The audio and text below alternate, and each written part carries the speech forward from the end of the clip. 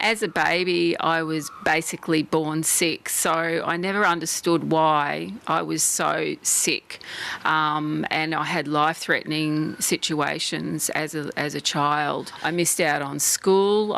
I was in hospital 6 months out of every year. And then as I've grown and I've tried different therapies and I've been into the new age and experimented with different things, none of them sat with me. I tried so much. I spent so much money on natural therapies and books that sat in my bookshelf, and I would experiment with all of them, but nothing really worked.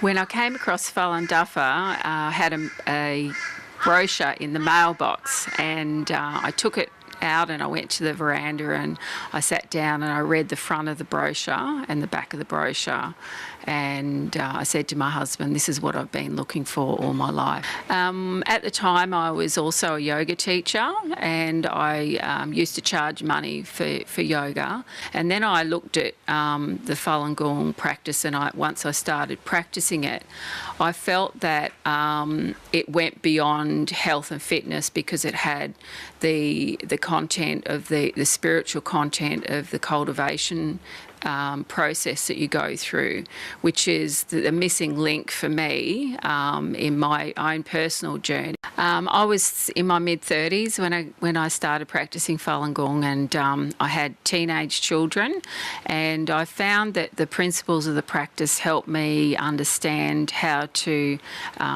cope with them and the way they were behaving, and it also showed them good things that they needed to remember about being truthful and having compassion and tolerance themselves, and it helped me deal with the stress in those times, which is really great, and they responded very well.